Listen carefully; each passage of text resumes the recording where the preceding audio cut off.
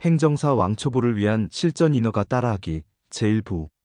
인허가의 기초 개념과 행정 절차 중 오늘 시간은 법적 근거와 관련 법령에 대하여 강의를 하겠습니다.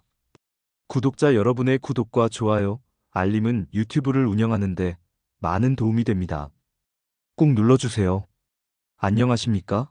청담김범 기행정사입니다. 왕초보 행정사 여러분들을 위해 개발행위 인허가 따라하기 실전 길라잡이 강의를 총 52회에 걸쳐 진행하게 되었습니다. 오늘은 두 번째 시간으로 제1부 인허가의 기초 개념과 행정 절차 중 1-2장 인허가의 법적 근거와 관련 법령에 대하여 자세히 알아보도록 하겠습니다. 존경하는 초보 행정사 여러분, 인허가의 법적 근거와 관련 법령 어디서부터 시작해야 할지 막막하신가요? 이 복잡하고 방대한 법령의 세계 1시간 안에 핵심만 짚어드리겠습니다. 인허가는 행정사의 핵심 업무 중 하나이자 우리 의뢰인들의 사업과 삶에 직접적인 영향을 미치는 매우 중요한 절차입니다. 따라서 인허가의 법적 근거와 관련 법령을 명확히 이해하고 숙지하는 것은 우리 행정사에게 필수적인 역량이라고 할 수 있습니다. 왜 인허가의 법적 근거와 관련 법령을 알아야 할까요? 단순히 의뢰인의 민원을 처리하는 것을 넘어 법적 안정성과 예측 가능성을 제공하기 위해서입니다. 인허가는 행정청의 일방적인 재량으로 주어지는 것이 아니라 명확한 법적 근거와 절차에 따라 이루어지는 공적인 행위입니다. 이 법적 근거를 제대로 알지 못하면 인허가 과정에서 발생할 수 있는 여러 문제에 효과적으로 대응하기 어렵고 심지어 의뢰인에게 잘못된 정보를 제공하거나 불필요한 어려움을 초래할 수도 있습니다. 그러니 우리 초보 행정사님들, 지금부터 인허가의 법적 근거와 관련 법령에 대한 탄탄한 기초를 다지고 이를 바탕으로 실무 역량을 한 단계 더 업그레이드할 준비 되셨나요? 그럼 지금부터 그 핵심 내용을 명확하게 정리해 드리겠습니다. 먼저, 인허가의 법적 근거는 무엇이며 어떤 법령들이 관련되어 있는지부터 살펴보겠습니다. 인허가는 특정 행위를 하거나 특정 사업을 영위할 때 행정기관으로부터 허가, 인가, 면허, 승인 등 다양한 형태로 부여받는 것을 의미합니다. 이러한 인허가는 반드시 법률에 근거해야만 합니다. 즉, 법률이 정하는 바에 따라 그리고 그 법률이 위임한 바에 따라 발령된 명령이나 조례, 규칙 등을 통해 구체화됩니다. 대한민국은 법치주의 국가이므로 행정기관이 어떤 행위를 국민에게 허용하거나 금지하는 등의 공권력을 행사하려면 반드시 법적 근거가 필요합니다. 이것이 바로 법률 유보의 원칙이며 인허가 또한 이 원칙의 예외가 될 수 없습니다. 법률 유보의 원칙은 행정활동이 법률에 근거해야 한다는 대원칙으로 국민의 자유와 권리를 보장하고 행정의 자의적인 판단을 막기 위한 가장 기본적인 법치주의 원칙 중 하나입니다. 인허가 과정에서 이 원칙이 어떻게 적용되는지 이해하는 것은 매우 중요합니다. 인허가의 종류는 그 범위와 목적에 따라 매우 다양합니다. 예를 들어 식당을 열기 위한 식품위생법상 영업허가, 공장을 짓기 위한 산업집적 활성화 및 공장 설립에 관한 법률상, 공장 설립 승인, 병원을 개설하기 위한 의료법상 의료기관 개설허가 등 셀 수 없이 많은 인허가가 존재합니다. 이 모든 인허가는 각기 다른 개별 법률에 그 근거를 두고 있습니다. 대표적인 법적 근거로는 개별 법률들이 있습니다. 예를 들어 건축을 하려면 건축법에 따른 건축허가를 받아야 하고 식품을 제조, 판매하려면 식품위생법에 따른 영업허가를 받아야 합니다. 각각의 인허가에는 그 고유의 목적과 내용에 따라 개별 법률이 존재하며 이 법률들이 인허가 권한과 절차, 기준 등을 명시하고 있습니다. 이러한 개별 법률 외에도 인허가 절차 전반에 공통적으로 적용되는 일반 법들이 있습니다. 예를 들어 행정절차법은 인허가를 포함한 모든 행정처분에 대한 일반적인 절차를 규정하고 있습니다. 국민의 권익보호를 위해 신청과 처리, 공청회, 청문 등의 절차를 거치도록 함으로써 행정의 투명성과 공정성을 확보하고자 합니다. 이 행정절차법은 인허가 신청에 대한 처리기간, 서류 보완 요청, 거부 사유 통지 등 인허가 과정에서 발생할 수 있는 거의 모든 행정청의 행위에 대한 기본 원칙과 절차를 제시하고 있습니다. 따라서 인허가 업무를 처리할 때 행정절 차법의 규정을 준수하고 있는지 확인하는 것은 의뢰인의 권리를 보호하는 데 매우 중요합니다. 또한 행정기본법은 행정의 기본 원칙과 제도를 규정하여 행정 전반의 기준을 제시하는 법률입니다. 이 법은 행정의 합법성, 예측 가능성, 신뢰보호, 비례의 원칙 등 행정의 일반 원칙들을 명시하고 있습니다. 인허가 과정에서 행정청의 처분이 이러한 기본 원칙들을 위반하는 경우에는 이의를 제기하거나 다툴 수 있는 근거가 됩니다. 예를 들어 비례의 원칙에 반하는 과도한 조건을 요구하거나 신뢰보호의 원칙에 어긋나는 급작스러운 정책 변경으로 인해 의뢰인에게 불이익이 발생하는 경우 행정기본법을 근거로 대응할 수 있습니다. 인허가 관련 분쟁이 발생했을 때 행정심판법이나 행정소송법과 같은 법률들은 의뢰인의 권리를 구제받을 수 있는 절차를 제공합니다. 행정심판은 행정청의 위법 또는 부당한 처분으로 인해 권리 또는 이익을 침해받은 국민이 행정기관에 제기하는 불복 절차이며, 행정소송은 법원에 제기하는 불복 절차입니다. 우리 행정사는 의뢰인이 이러한 구제 절차를 통해 정당한 권리를 찾을 수 있도록 돕는 역할을 수행할 수 있습니다. 이러한 일반 법들은 개별 법률들이 미처 규정하지 못한 부분이나 모든 행정행위에 공통적으로 적용되어야 할 원칙들을 제시함으로써 인허가 제도의 완성도를 높이는 역할을 합니다. 인허가 업무는 단순히 서류를 접수하고 결과를 기다리는 것이 아니라 이러한 법적 원칙과 절차에 대한 깊이 있는 이해를 바탕으로 진행되어야 합니다. 우리가 실무에서 자주 접하게 될 인허가 관련 법령 정보는 어디서 찾을 수 있을까요? 가장 기본적이고 최신의 정보를 제공하는 곳은 바로 국가법령정보센터입니다.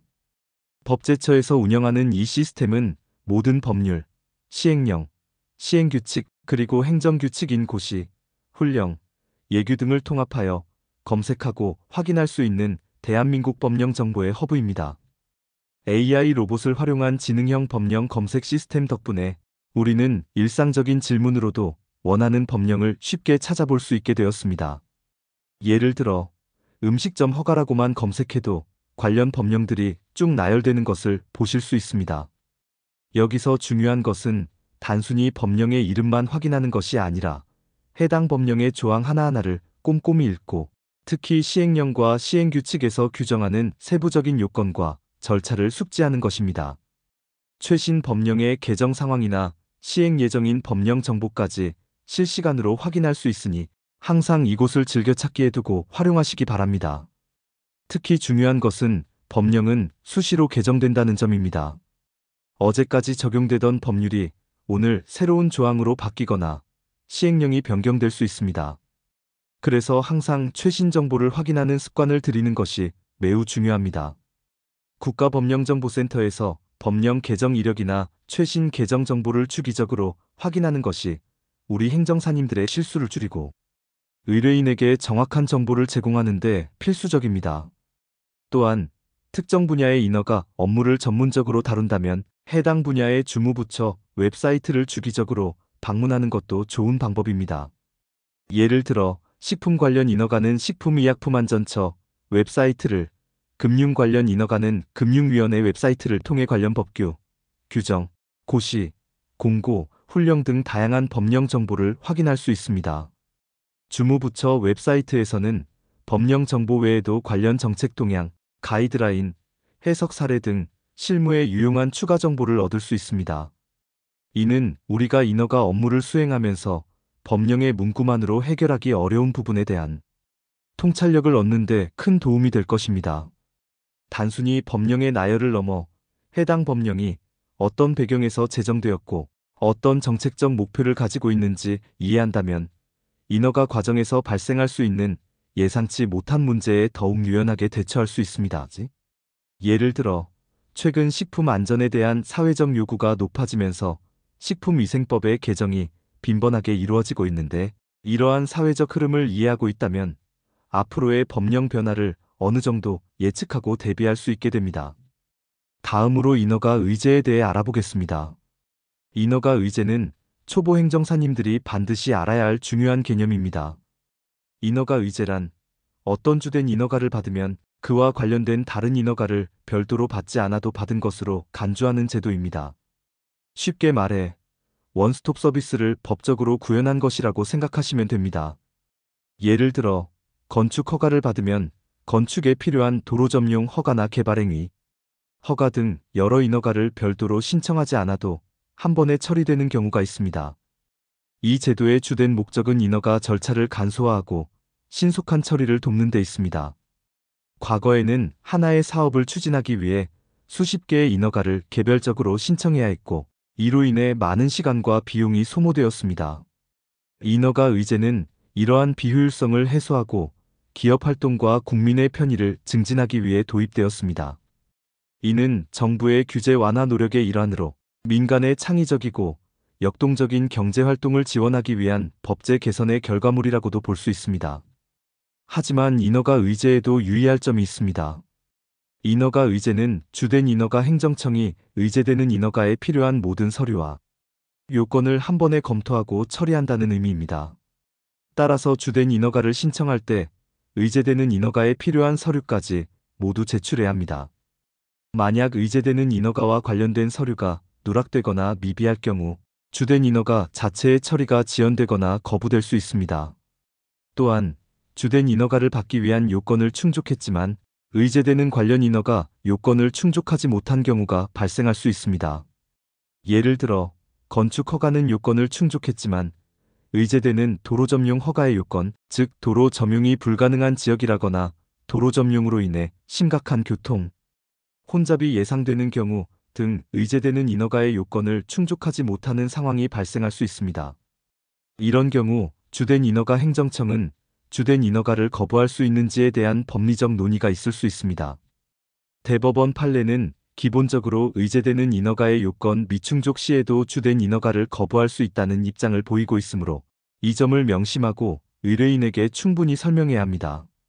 이 대법원 판례는 인허가 의제가 단순한 절차 간소화를 넘어 의제되는 인허가의 본질적인 요건, 심사까지도 주된 인허가 행정청이 책임져야 한다는 점을 명확히 한 것으로 볼 수 있습니다.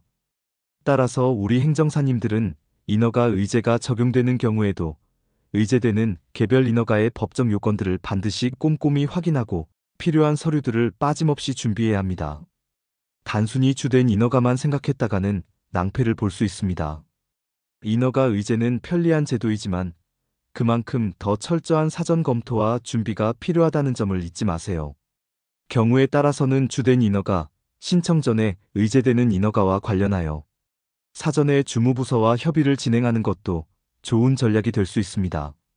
이는 잠재적인 문제를 미리 파악하고 해결함으로써 인허가 지연을 방지하고 불확실성을 줄이는 데 큰 도움이 됩니다.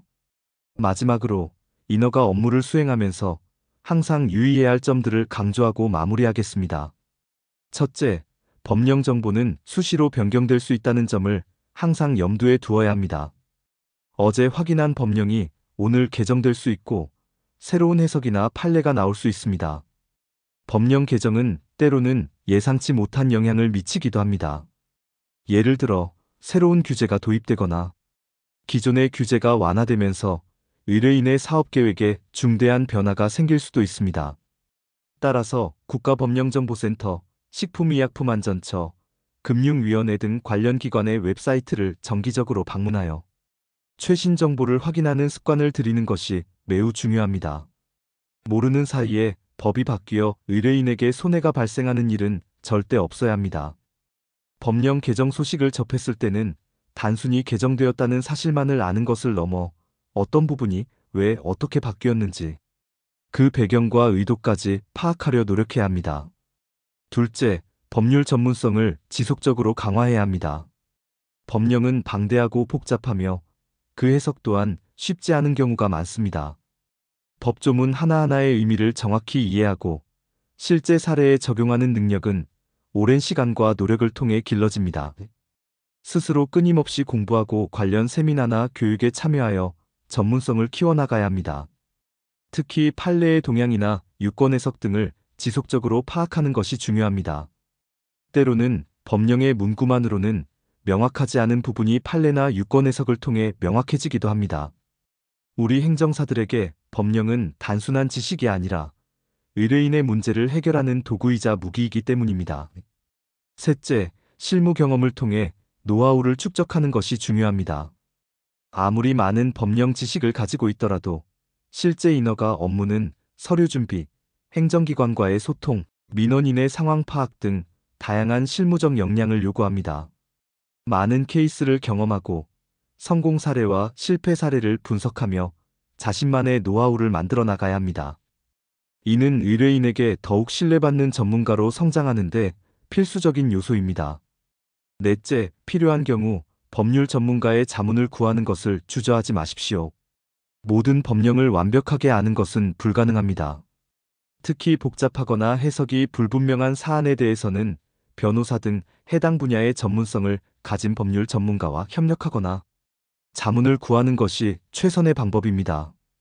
이는 의뢰인에게 가장 정확하고 안전한 해결책을 제공하기 위함이며 우리 행정사 스스로의 역량을 보완하는 현명한 자세입니다. 또한 다른 행정사들과의 네트워크를 통해 정보를 교환하고 서로 도움을 주고받는 것도 매우 유용합니다. 동료 행정사들과의 협업은 서로의 전문성을 보완하고 더 복잡하고 다양한 인허가 업무에 도전할 수 있는 기반을 마련해 줄 것입니다. 존경하는 초보 행정사님들, 오늘 우리는 인허가의 법적 근거와 관련 법령, 그리고 인허가 의제 개념에 대해 자세히 알아보았습니다. 이 강의를 통해 인허가 업무에 대한 법적 이해를 높이고 실무에서 마주할 다양한 상황에 자신감 있게 대처할 수 있는 기반을 마련하셨기를 바랍니다. 여러분은 이미 충분한 잠재력을 가지고 있습니다. 오늘 배운 지식을 바탕으로 꾸준히 노력한다면 머지않아 인허가 분야의 진정한 전문가로 성장할 수 있을 것입니다. 오늘은 두 번째 시간, 인허가의 기초 개념과 개발행위 인허가의 중요성, 대상, 기준, 그리고 법적 근거와 관련 법령에 대하여 심도 있게 알아보았습니다. 어떠셨나요? 복잡하게만 느껴졌던 인허가 개념이 이제는 좀 더 명확하고 자신감 있게 다가오셨기를 바랍니다. 이 강의를 통해 여러분이 실무 역량을 한층 더 강화하고 훌륭한 행정사로 성장하는 데 큰 도움이 되기를 진심으로 바랍니다. 다음 시간에는 더욱 심층적인 내용으로 개발행위 인허가와 관련된 인허가, 신고, 등록, 사전 검토에 대해 여러분을 찾아뵙겠습니다. 그때까지 오늘 배운 내용을 다시 한번 복습해 보시길 권해드립니다. 구독자 여러분의 구독과 좋아요, 알림은 실전 강의를 하는데 많은 도움이 됩니다. 꼭 눌러주세요. 감사합니다. 여러분의 빛나는 미래를 응원합니다.